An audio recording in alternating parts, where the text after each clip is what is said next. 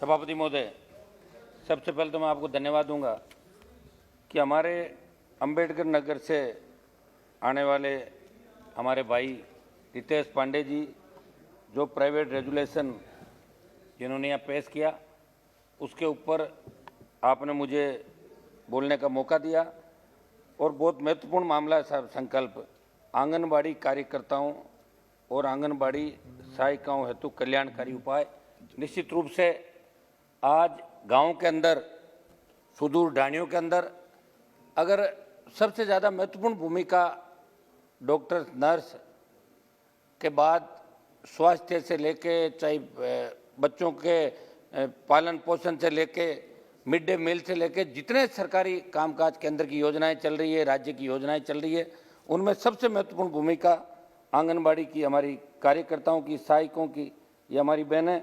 और दुर्भाग्य इस बात का है सभापति महोदय, आज़ादी के 70 साल बाद जो सपना इस देश को आज़ाद करने वाले लोगों ने सोचा था, आज ये बहनें भी हमेशा सरकारों की तरफ टकटकी लगा के देख रही है।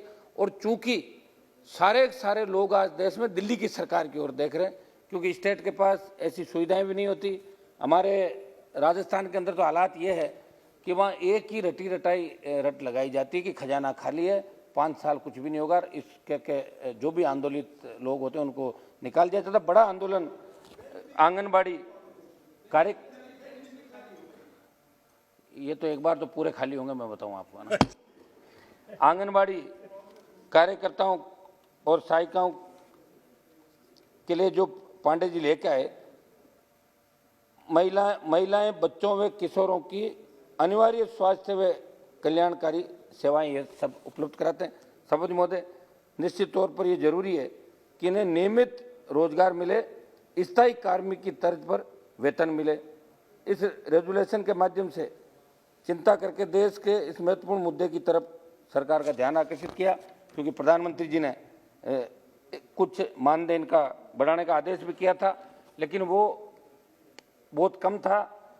सभापति महोदय, अभी कोरोना काल के अंदर हमने देखा जब पूरा देश कोरोना से डर रहा था, लॉकडाउन भी चला लंबे समय से, लोग एक दूसरे के पास जाने से डरते थे, परिवार के अंदर भी लोग ऐसे रहते थे जैसे किसी को जानते भी नहीं। उस समय भी आंगनबाड़ी कार्यकर्ताओं की, सहायकों की और हमारे वहाँ आशा सहयोगिनियों के बीच बहुत बड़ा आंदोलन अभी राजस्थान के अंदर चला। उनकी भी बात मैं इनके साथ इसलिए जोड़ूंगा कि उनकी भी महत्वपूर्ण भूमिका स्वास्थ्य सेवाओं के अंदर होती है। बहुत बड़ा आंदोलन अभी भी वो लगातार राजधानी के अंदर कर रहे हैं। बहुत बड़ी महत्वपूर्ण भूमिका इन कोरोना काल के अंदर इनकी सेवा देखने को मिली और हर समय ये सेवा के लिए तत्पर रहते थे। अपने बच्चों को छोड़ के ये दूसरों की सेवा करने के लिए निकल पड़ते थे। सभापति महोदय, स्वास्थ्य विभाग के साथ साथ आंगनबाड़ी कार्यकर्ता, सहायिका व आशा वर्कर ने जिम्मेदारी से कोरोना काल के अंदर अपना काम किया। अभी राजस्थान में बहुत बड़ा आंदोलन इन्होंने चलाया। इनकी प्रमुख मांगे थी कि इनको संविदा से हटा के नियमित किया जाए, और कई लोग तो संविदा कर्मी भी नहीं है, चाहे जब इनको निकाल देता है महिला बाल विकास विभाग या आशा सहयोगियों को मेडिकल हेल्थ, चाहे जब इनको फ्री कर देते हैं, एक जांच के बहाने गए और अगर मान लो सरपंच है या किसी नेता से पट्टी नहीं बैठती है तो उनको घर भेज दिया जाता है। तो सभापति महोदय, ये इनके कल्याण को लेके जो चिंता सदन के अंदर की, मेरे से पूर्व हमारे सांसद ने सारी बात विस्तार से आपको बताई। अभी लोकसभा में एक सवाल के जवाब में महिला एवं बाल विकास मंत्री जो यहाँ विराजी हैं ने बताया कि 1/10/2018 से आंगनबाड़ी कार्यकर्ताओं का मानदेय 3000 से बढ़ाकर 4500 रुपये, सहायिका का मानदेय 1500 से बढ़ाकर 2250 प्रति माह किया है। इस रेजुलेशन ने मानदेय की मासिक वेतन में बदलने की बात कही गई है। निश्चित तौर पर इनका मासिक वेतन आज सभापति महोदय, नरेगा के अंदर भी जो मजदूरी न्यूनतम बढ़ा के आपने 200 से पार कर दिया, 7-8 हज़ार रुपये तो नरेगा के अंदर जो मजदूरी करता है उसको भी मिलता है। तो मैं तो मांग करूंगा कि 28,000 जो न्यूनतम मजदूरी है, 28,000 रुपये इनकी न्यूनतम सरकारी नौकरी जो चतुर्श्रेणी कर्मचारी जो सरकारी नौकरी के अंदर उनको मिलता है, 28,000 रुपये इनको मिले और इनको परमानेंट भी किया जाए, क्योंकि अल्प मानदेय व नाम मात्र के प्रोत्साहन से इनकी आजीविका कैसे चलेगी। सभापति महोदय, आंगनबाड़ी के अंदर सरकारी भवनों के वहाँ पे पेयजल, शौचालय, जैसी मूलभूत सुविधा कैसे उपलब्ध हो, इस पर भी सरकार को गौर करने की जरूरत है, क्योंकि देश में 13,86,990 आंगनबाड़ी केंद्रों में से 4,36,613 केंद्रों पर शौचालय नहीं है, जबकि 2,20,967 केंद्रों पर पेयजल की सुविधा नहीं है।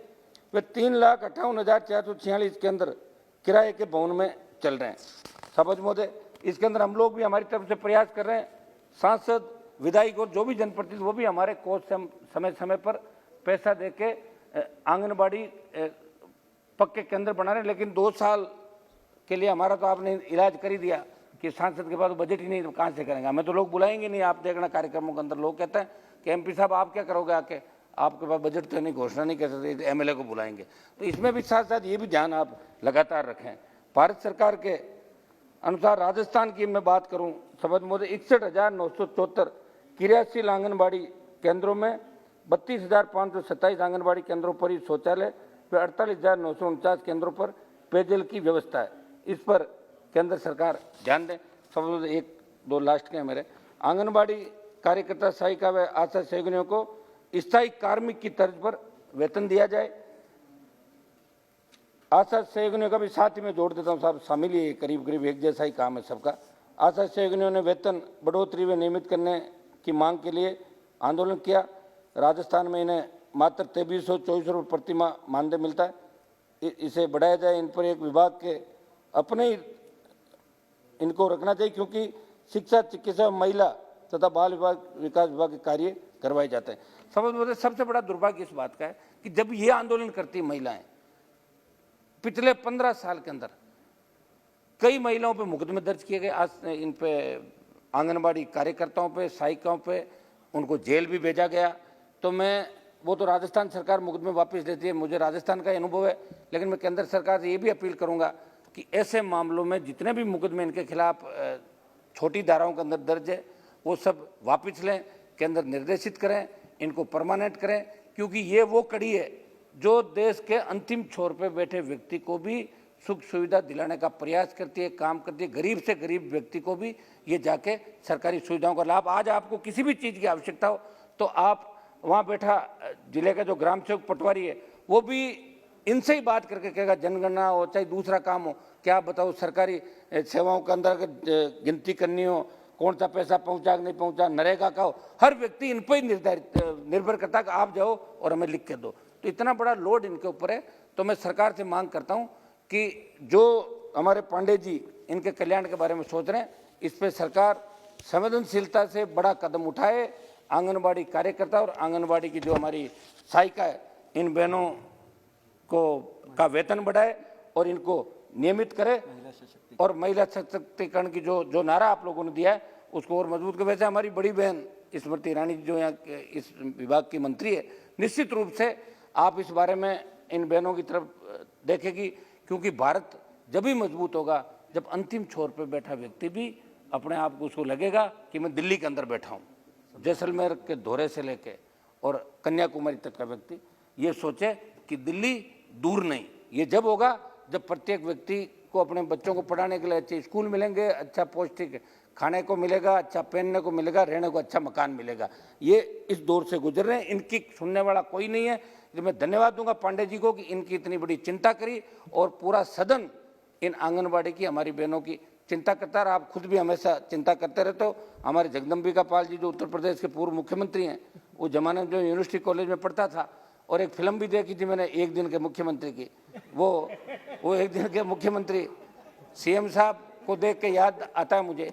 तो ये हमेशा इसके लिए बड़े आंदोलित रहते हैं। तो हमारी सबकी भावनाओं को ध्यान में रखते हुए इन बहनों के लिए कुछ न कुछ अच्छा काम प्रधानमंत्री जी करे, ये मेरा निवेदन है। धन्यवाद।